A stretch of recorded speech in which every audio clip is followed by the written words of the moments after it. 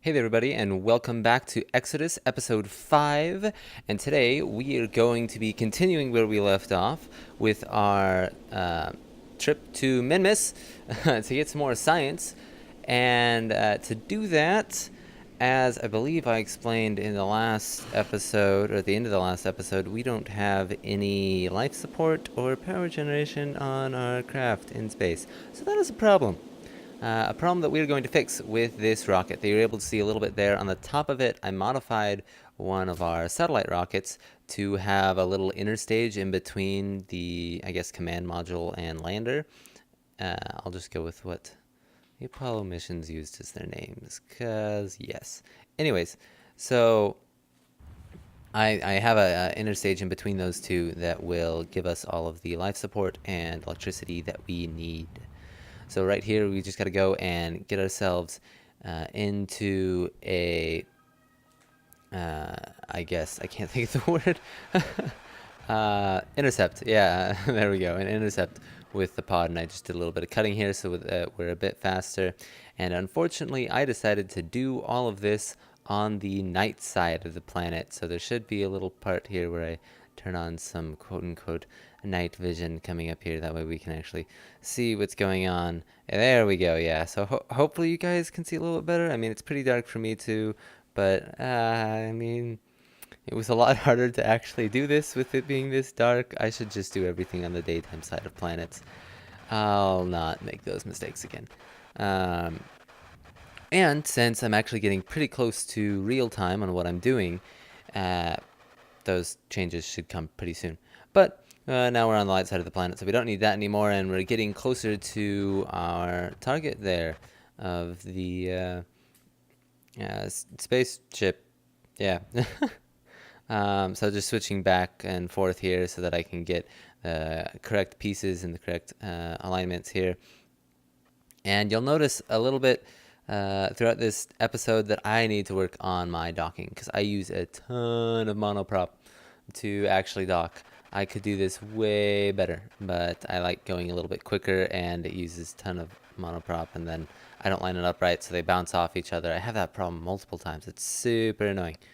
But anyways, yeah, I'm able to dock here and unfortunately have to jettison that lower stage there after I try to transfer some fuel, but it won't let me just because of the way that I have some of the stages set up. I probably could have gotten it to work, but I didn't. So get rid of all of that delta V, which is pretty annoying, but we should be fine without it. Anyway, so now we just gotta point to the landing craft. That way it can go ahead and dock back up with us and just cut away some of the maneuvers there. Don't need to see those.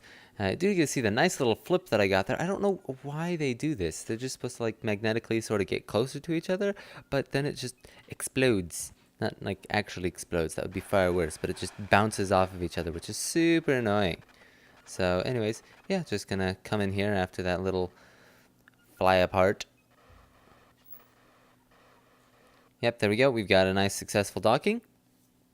And we are ready to just check, we got enough food and everything. Yep, we're all good. Ready to head off to Minmus. So after I'm done with the final little checks here, you can go and look and see. Okay, got to line up our burn. And then you'll notice that's not Minmus. Yeah, this, we already went to the moon before. Don't need to go to the moon, but we're lining up to go to Kerbin's moon, the Mun. Yep.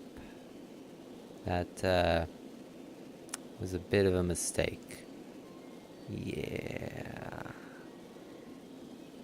Anyways, I am very good at getting to the Mun at this point.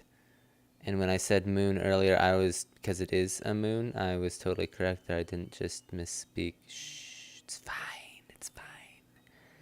But yeah, then I realized after I get to the Mun's sphere of influence, I need to change this. So just got to do a little bit of tweaking here. Takes me a little while to get the appropriate burn. That way we will actually be heading on an intercept trajectory to min-miss. And there we go. Now I've got one.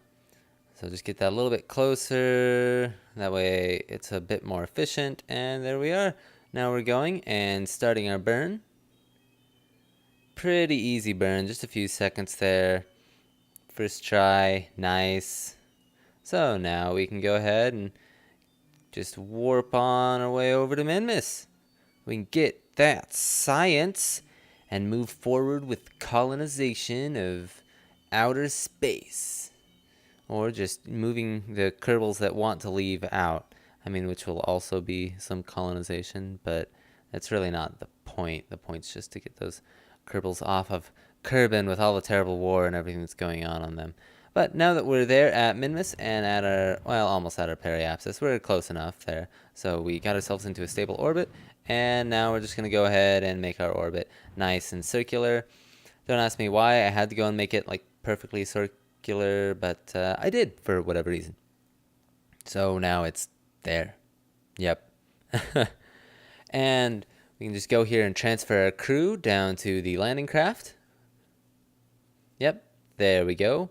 Got two ladies in the pod so they can get down onto the surface, get some data, advance the knowledge that Kerbals have of their solar system, one orbital body at a time. And we just went there and adjusted our orbit. That way it'd be a little bit easier for us to land where we want on the light side of min-miss. Because again, let's not do stuff in the dark. That's just really annoying. Though I will do that a little bit more. Anyways, now we have separated from the command module, and we can start to slow ourselves down. Now, I figured for this first landing of ours, we should go and choose one of these higher points because it would be much easier for us to actually go and get back up.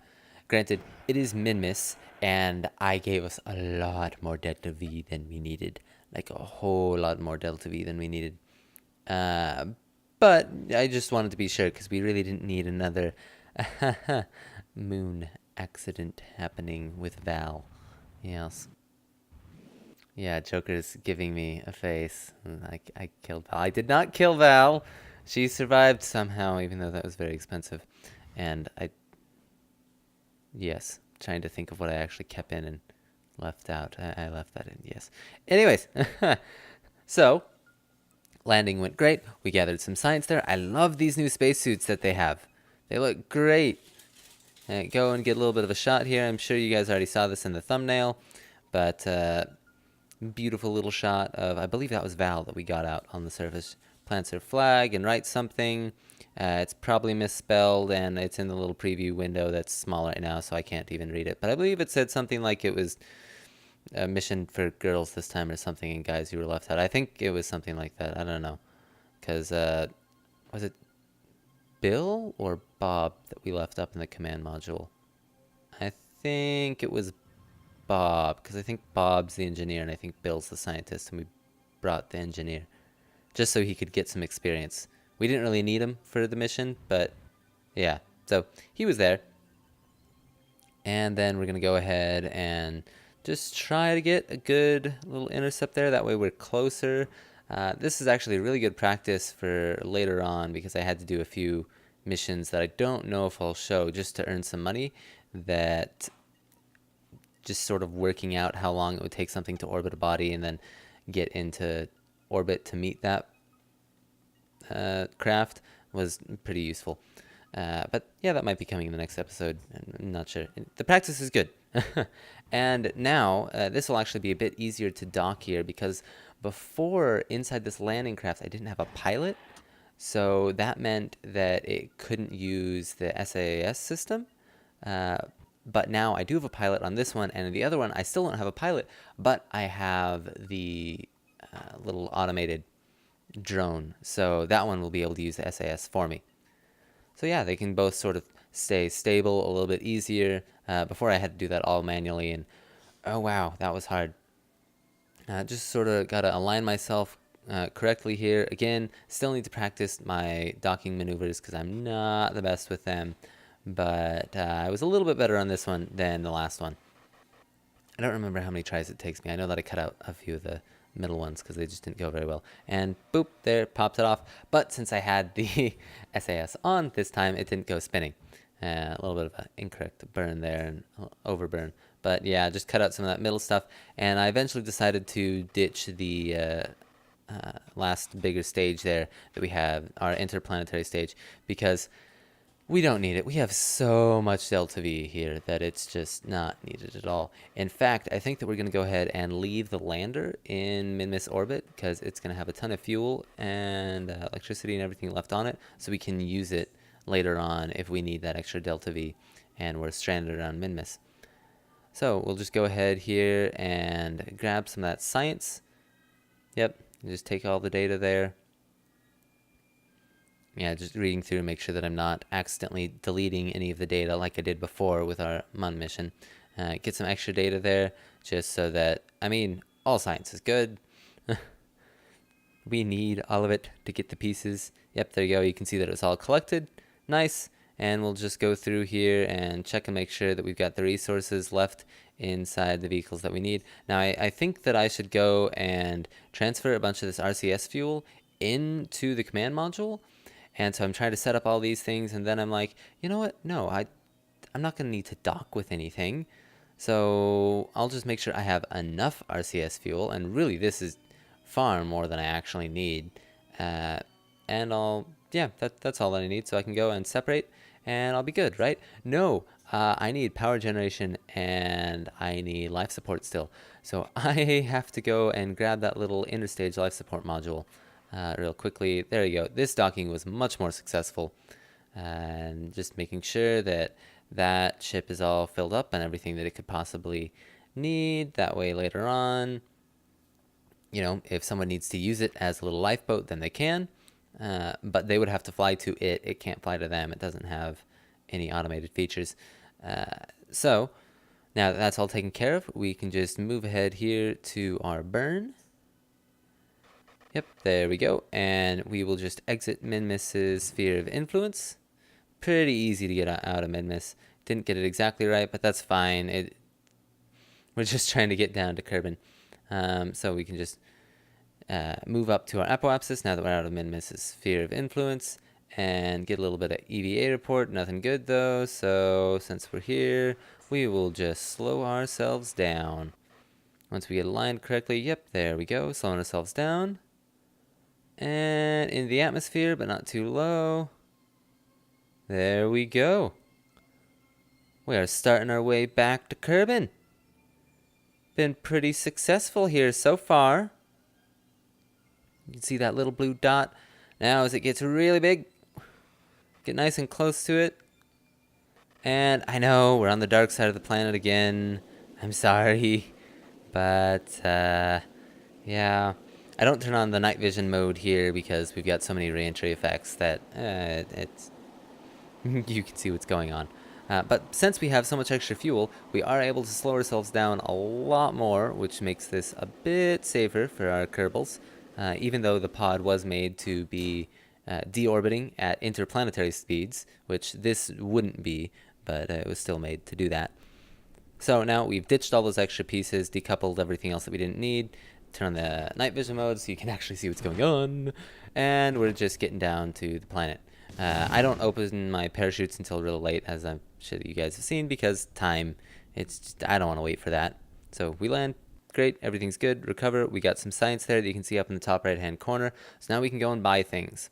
And I had to make a decision here, and I decided to go and get some more life support systems. And then also some station building systems, some space station building systems. So you can see there, I bought all the stuff that we needed. And now I'll just go and accept a few of these contracts. That way we have money to do what we need. And that is launch all of these Kerbals. These are the Kerbals, some of them, that initially paid for our space agency to be built so they can go and live somewhere else. They've heard that we have the ability to now set up a space station, and they want on it. So all 10 of those Kerbals, plus a scientist and our pilot, are going to go for a very, very long stay in MUN orbit. Yes. So you can see here, this is our new rocket. This one, the space station part of it is sort of covered up by that fairing, but you'll see it later here in a couple minutes as this thing gets into orbit. It's also really wobbly. If I launch this thing again, I need to add some extra struts on there so that it's a bit easier to control, because I thought for a minute there we might lose it. Thankfully not, because this is super expensive. And I would kill all the Kerbals. Yeah, I don't have an escape system on this. Now granted, not all the Kerbals are actually on this flight up. I had to bring some more in later as well as an engineer, which I'll talk about in a second. But that would have been a lot of dead Kerbals. And I didn't really want to deal with that, including Val, so I would have had to pay again to get Val. I don't, poor Val.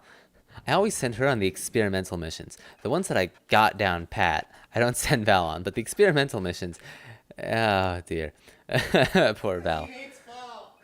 Yeah, if you could hear Joker there. Anyways, now you can see the actual station itself. We've got that nice little ring thing there that's going to be expanded and create some artificial gravity for our Kerbals, because they're going to be in space for like more than a year, so they need to have some gravity so their bones don't turn into jelly. But I can't open it without that engineer. So that is why I have to get the engineer. But like I said, we got to bring the engineer up anyways, so it's okay. I totally planned for this. At least that's what I'm going to go with. Yes, maybe.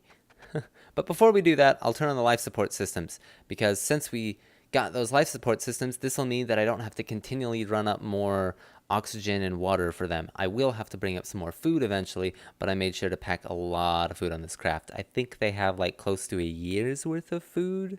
I think. I don't entirely remember. So we actually moved them to the Mun now, as well as the rendezvous craft that you can see here.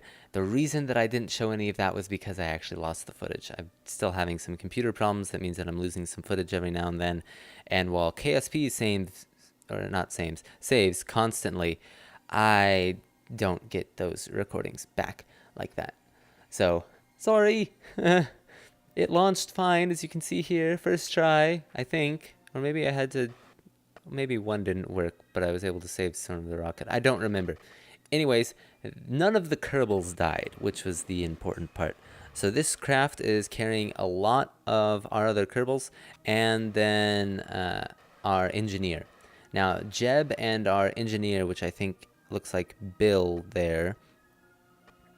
Yeah, I believe that was Bill, so I may or may not have been right on what I said earlier with the engineer. But anyways, they're now performing their docking maneuvers, which may or may not go well, because I mean me. But so far, going pretty well. Got to get rid of that little end cap there. So there we go. Shot it off into space, almost like a bullet. If there's any sort of wars in space, that's what I'll use. Just Separatrons and little end cap pieces. Perfect weapons. Yes. But that was a different series that I tried doing a long time ago on a different channel. So won't go into that one. Now, though, we're all lined up, getting ready to dock with our space station here. The SAS on both crafts are on. Looks like it's going to be good here. And nope, just bounces right off. Okay, try number 2. I promise I'll get better at docking one day. Today is not that day. Maybe tomorrow. Anyways, just lining back up here. Expending a ton of RCS because I just used a bunch of it. Yes, Joker, that does look good. He was wafting the smell of his fish and other vegetables and stuff at me, which I do need to get some lunch. I'll do that after I'm done recording this. But yeah, there we go. We're all docked. Just gonna open up the ring here. It unfurls nicely, and then we can start it spinning. That way we get some artificial gravity in that beautiful shot there that I thought I'd use as a thumbnail. But I won't, because I'm gonna use the Min-Miss one. At least I think that I am. You guys will know better than I know, because I haven't made the thumbnail yet. But transferring some crew into the artificial gravity ring there. Just trying to figure out which ones I want where.